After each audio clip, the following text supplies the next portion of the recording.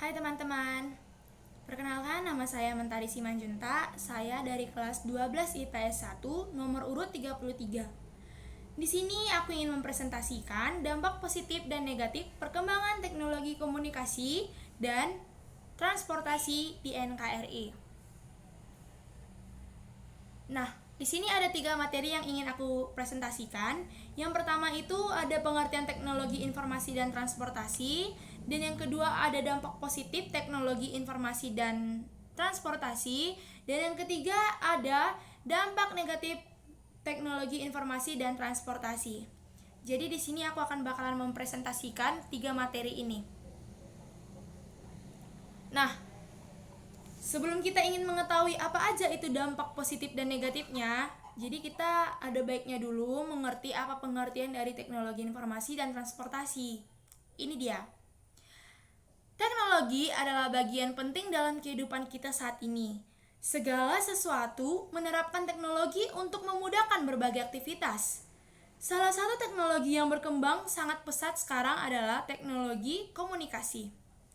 Berbagai temuan dan inovasi pada teknologi komunikasi telah membawa Anda dan kita semua ke peradaban baru. Era digital yang sangat modern menjadikan teknologi komunikasi memberikan keuntungan yang tidak pernah Anda bayangkan sebelumnya. Namun begitu, terdapat dampak negatif juga dampak positif yang akan membuat perkembangan teknologi komunikasi yang sekarang ini. Jadi bukan hanya dampak positifnya aja yang ada buat teknologi sekarang, tapi dampak negatifnya juga ada. Selain itu, pengertian dari teknologi informasi bagian transportasi adalah perpindahan manusia atau barang dari satu tempat ke tempat yang lainnya untuk menggunakan kendaraan yang digerakkan oleh manusia atau mesin. Transportasi digunakan untuk memudahkan manusia dalam melakukan aktivitas sehari-hari yang sebagian besar para penduduk khususnya di Indonesia. Transportasi di Indonesia sangatlah besar pengaruhnya, yang dimana transportasi adalah kendaraan yang digunakan oleh penduduk Indonesia. Ya, kayak yang kita ketahui sekarang kan udah canggih. Jadi kita mau kemana-mana pun udah ada yang namanya pesawat, udah ada yang namanya kereta api, udah ada yang namanya kapal, mobil, motor. Jadi kita kemana-mana aja pun udah bisa. Beda dengan yang zaman dulu. Kita dulu itu mesti jalan kaki. Kalaupun ada kendaraan paling becak. Ya gitulah zaman dulu. Beda dengan zaman yang sekarang. Nah, baru nih kita masuk ke dampak positif teknologi informasinya. Yang pertama, menghubungkan orang di seluruh dunia. Inilah dia pengertiannya. Perkembangan teknologi komunikasi saat ini memiliki dampak global, artinya jika dahulu kita memiliki keterbatasan jarak untuk bisa berkomunikasi dengan orang lain, tidak demikian dengan sekarang. Tidak terbatas antar kota dan antar wilayah saja. Komunikasi saat ini dapat terjalin bahkan ke semua orang yang ada di seluruh dunia.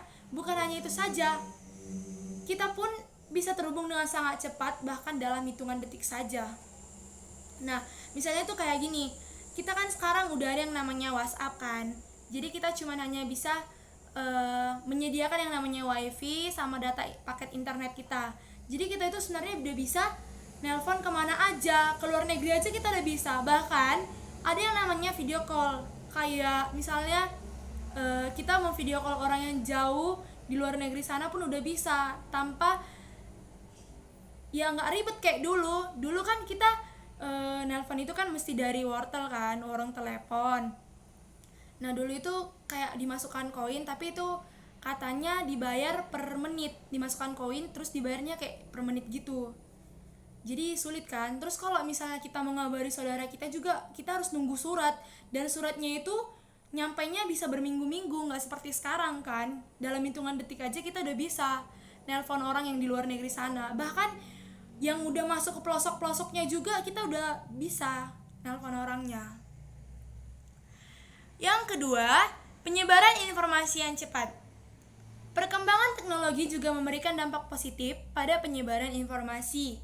Jika dahulu Anda mengandalkan surat kabar atau televisi untuk tahu informasi terkini, sekarang internet mengambil peran keduanya.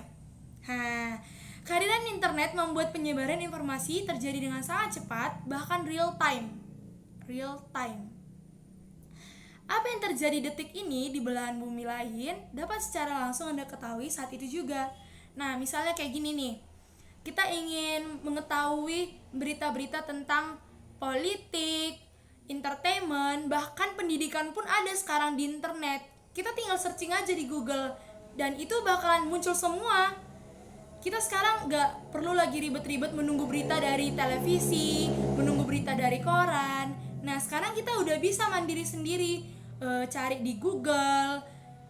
Terus hasilnya juga ya benar-benar real gitu loh.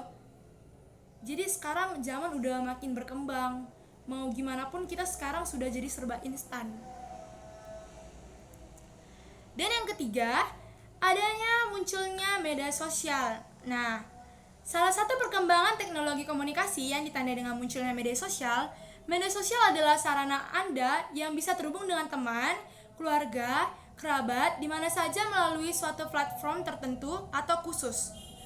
Contoh sosial media yang banyak dipakai oleh masyarakat adalah Facebook, Instagram, Twitter. Oke, kita tambahin satu lagi, ada yang namanya WhatsApp. Selain menghubungkan Anda dengan teman lama dan kerabat yang jauh, media sosial dimanfaatkan untuk kepentingan bisnis. Melakukan promosi dan jual beli lewat media sosial bahkan kini menjadi cara yang sangat efektif dalam mengumpulkan pundi-pundi rupiah. Nah, contohnya itu kayak gini, kayak yang aku bilang tadi. Sekarang kan kita kalau misalnya mengabari orang-orang yang jauh, kita udah ada yang namanya WhatsApp, udah ada yang namanya Facebook, Instagram, Twitter. Kita bisa yang namanya chattingan. Kalau dulu kan kita mesti ngirim surat kan, kayak yang aku bilang tadi. Jadi nunggunya itu harus ya seminggu gitu loh. Ada yang nyampe berminggu-minggu suratnya biar bisa nyampe. Nah, sekarang kita udah gampang, kita bisa pakai WhatsApp. Di chat itu kita bisa ya hitungan detik gitu loh. Kapan mereka ingin membalasnya, di situ akan sampai langsung pesan kita itu. Nah, jadi gimana ya? Semua itu udah kayak jadi serba instan. Kita bisa chattingan sama orang kapanpun, bebas, tanpa langsung hitungan detik gitu loh. Nah, ada lagi aplikasi TikTok. Nah, TikTok ini di sini kita bisa berkarya.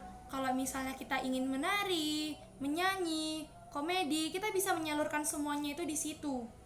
Dan di TikTok pun kita bisa menghasilkan uang. Semakin banyak yang ingin menambahkan pertemanan sama kita, semakin banyak juga perusahaan TikTok itu bakalan memberikan uang kepada kita. Semacam seperti itu yang saya tahu. Yang keempat, ada sarana berbagi file. Nah, kalau ini tuh kayak misalnya perkembangan teknologi komunikasi yang ada sekarang juga memudahkan Anda untuk berbagi file musik, video, film, dan berbagai data lainnya dapat Anda peroleh dengan berbagai klik saja melalui media perantara internet. Kegiatan berbagai file lain menjadi lebih mudah lagi untuk dilakukan. Nah, misalnya kayak kalian itu ingin mendownload film, tapi kalian nggak tahu kan ingin menontonnya di mana, terus supaya nggak makan data internet kalian kan kalian harus taruh di mana gitu kan. Nah, sekarang ada yang namanya flash disk, ada yang namanya, pokoknya sekarang udah bisa menyimpan video, film, musik, gak harus pakai CD lagi kita. Ya, sekarang udah ada yang namanya flash disk untuk menyimpan segala file, semua bisa masuk ke dalam itu. Yang kelima, ada memajukan dunia pendidikan, dan ini adalah yang paling penting bagi kita semua. Perkembangan teknologi komunikasi yang pesat juga mendukung kemajuan dunia pendidikan. Kini masyarakat yang tinggal di pelosok atau desa-desa terpencil juga dapat menikmati internet. Oleh karena itu, informasi yang mereka dapatkan saat ini tidak tergantung pada narasumber buku saja. Melalui internet, para siswa mendapat tambahan pengetahuan dan wawasan yang baru dengan sangat mudah dan cepat. Pemerataan pendidikan pun sekarang menjadi hal yang tidak mustahil lagi, mengingat teknologi komunikasi sekarang dapat dirasakan manfaatnya bahkan di tempat terpencil. Nah, misalnya tuh kan dulu kayak orang-orang dulu itu kan, apalagi yang terpencil itu, mereka itu belajar itu cuman hanya dari buku aja, gak ada yang namanya HP, internet, gak ada yang namanya itu. Jadi sekarang kita itu ya seiring berkembangnya waktu, ya gitu, zaman juga udah makin berkembang. Ya sekarang bahkan yang di terpencil aja pun udah ada yang namanya jaringan, terus ada juga yang namanya HP. Sekarang kayak udah serba instan aja. Kita mau searching apapun bisa di internet. Udah nyampe pelosok-pelosok, bahkan semua udah ada yang namanya HP. Nah, sekarang kita memasuki dampak positif teknologi informasi di bidang transportasi. Yang pertama, mempermudah dan mempercepat manusia berpergian dari suatu tempat ke tempat lainnya. Kayak mobil, motor, pesawat. Kita tuh dulu kalau kemana-mana itu ya jalan kaki, naik beca gitu. Kalau sekarang ya udah bisa lah kita pakai transportasi yang lumayan modern. Yang B, menjadi suatu peluang usaha sehingga dapat memperkecil tingkat pengangguran. Nah, ya kayak gini loh, peluang usahanya. Kita pokoknya gitulah Miss, gak ngerti aku kalau menjelaskan ini. C, mempermudah suatu negara untuk bekerja sama dengan negara lainnya dalam bidang ekspor impor. Dan yang D, akan lebih cepat mendapatkan informasi-informasi yang akurat dan terbaru di bumi bagian manapun melalui internet. Yang E, perjalanan menjadi lebih efisien dengan menggunakan kendaraan modern. Jadi kalau mau kemana-mana tuh yang udaranya nama mobil, motor, pesawat, kemana-mana pun udah bisa. Nah, kita masuk sekarang ke dampak positif teknologi informasi. Dampak negatifnya. Tipu. Di samping memberikan banyak dampak positif, ternyata masih ada dampak negatif yang bisa terjadi dalam perkembangan teknologi komunikasi. Kemajuan teknologi komunikasi yang ada sekarang justru menurunkan semangat juang bagi sebagian orang, karena segalanya terasa mudah.